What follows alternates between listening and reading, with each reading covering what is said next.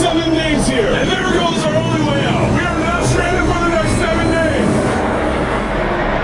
Are we doing this? For content. This once beautiful city was bombed and abandoned because of war, which means the only people here are us and our cameraman. At least that we know of. So I guess we start off by getting off the roof. But we knew that our first objective was to explore the city and find a safe place to call home for the next 7 days, which starts with exploring this building. Alright, let's see what's down the bottom of the building. I assume under this wood is a floor. Only one way to find out! Alright, this is crazy. I feel like I'm in a zombie apocalypse. This is wild. Oh, look at And this. after a little more exploring, we stumbled across an area that might work for our shelter. Oh my gosh. I think this is where we should set up camp. You can see the entire city over here. Plus, We have a roof to protect us from rain. Wow. And now that we had our home base decided, the next step was to open up the supply crate left by the helicopter on the roof. let's pop open this crate so we can build camp. We need some gear. Oh, whoa. This crate contains all the survival gear we'll need for the next 7 days. And so we don't have to carry stuff all the way down the stairs. We're just gonna drop it. Oh. Chandler! We have a perfect assembly line. Chris, it's raining sleeping bags. Chandler, there's our dinner plate. Wait, Chandler, don't let it fall.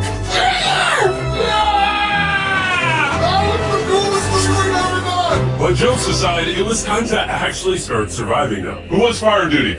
We'll get it. We're on bed duty. Chris got started on making a fire with Mark. I'm personally a fan of the log cabin when it comes to fires. Eagle Scout. Did I mention that yet?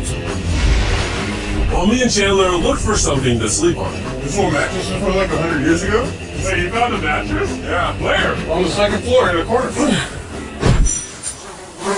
That's all you. Thanks. You should wrap that thing in a tarp so you don't get destroyed by bugs. I'm gonna wrap that mattress like a burrito. And while Chandler took his chances with his sketchy mattress, the rest of us decided to sleep on wooden floors. There's no shot that you're more comfortable than me right now. My back already hurts. There are so many buildings we have yet to explore in this city. Tomorrow's gonna be insane. We'll see you in the morning. Even though our first day in the city went pretty smooth, something eerie did happen to occur later that night. While we were sleeping, Mark and some of the camera guys woke up to the sound of breaking glass not far from the camp. Which made us start to wonder if we were really alone inside this city. What was it? I thought I saw something. But on top of the freaky noises, this shelter was way too windy to sleep. How'd you guys sleep? Bad. So in pursuit of better sleep, we got up, got breakfast, and got prepared to find our new shelter. This is the first time I've had chili for breakfast, but I'm so hungry I kind of don't care. Well, since the raft. When have I ever been this excited over canned chili? I think my brain tried to forget about that. Thanks. So after a nutritious breakfast, we took off our drone to seek out a new shelter in the unexplored buildings. We haven't explored that building. We haven't explored those hotels. It is an actual city here. However, upon scanning the buildings, we did stumble upon an unexpected guest. There's a cat! There's a cat down there. I'm gonna land the drone right beside the cat. Oh, here comes the... Oh, look at that shot! Chris, look! Oh, it's sniffing the camera! This cat has like no survival instinct. I promise we are not paying this cat to be inactive. As fun as playing with these cats is, we need to focus on shelter because it's gonna be freezing tonight. And so we started our journey to find a sufficient shelter for the challenge. Ooh, wait, what is this? Whoa. This is pretty. It just has this type of like aesthetic to it that is like beautiful even though it's ugly. Zombie apocalypse aesthetic. Yeah, there you go. Wait, is that a pool? Wow. What the heck? So eerie. Back in the day, this used to look something like this. And after decades of rotting from being abandoned, this is what we're left with. Wait, there's a soccer field? The sport court. Oh! Is that a soccer ball? Ah! I almost died. I bet this soccer ball is older than me. Me older than all of us for sure. Well, besides Mark. He's old. We have two options now. We can keep exploring down this cool looking tunnel and go check out the neighborhood.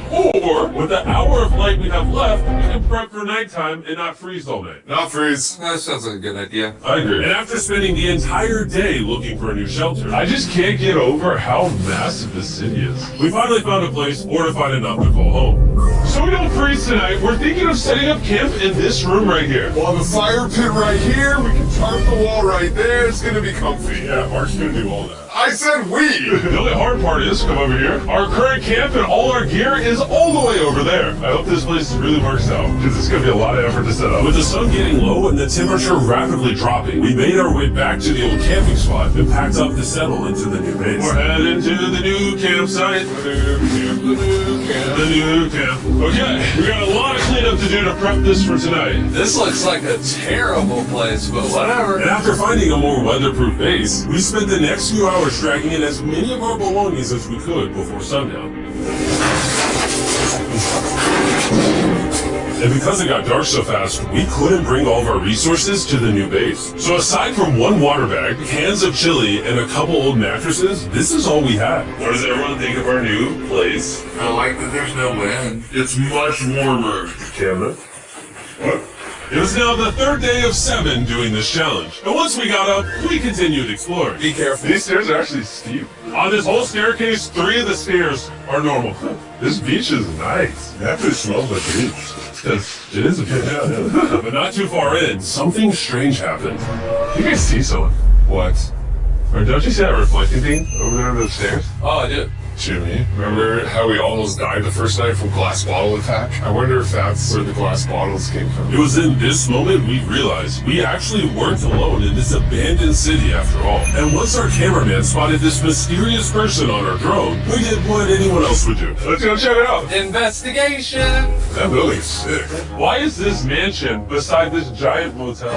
Decades ago, this hotel stood as a first-class vacation resort. But years of war turned this once picturesque property into a city of ruins. Let's head on in. What did we just get ourselves into? We totally don't wait for the cameraman to walk in the room before we go in. Anyways, oh, it's getting dark. Everyone stop, stop. Candy. We should go there. I'll go first. Okay, thank you. You think it's a Feastables bar? What the heck? This is starting to get very eerie, and I think Mark should go first. What? Look at how deep this hallway is. Also, if you fall over here, you might die. There's a very non-zero chance somebody could be in here and like attack us. If someone attacked us, what do we do? Every man for himself. Yeah, whoever's the slowest just dies. Whoa, what's that like? Hello? I'm creeped out now, guys. We spent the rest of the day searching for the lurker, but once it started getting dark, we could only hope that later he wouldn't be looking for us. And now that it's dark out, here's what we've actually been waiting for. Give me Big Bertha. Oh. Big Bertha. Notice how you can't see that building over there. This is the world's most powerful flashlight. Now you can. Bro, I bet the fish in the ocean are tripping.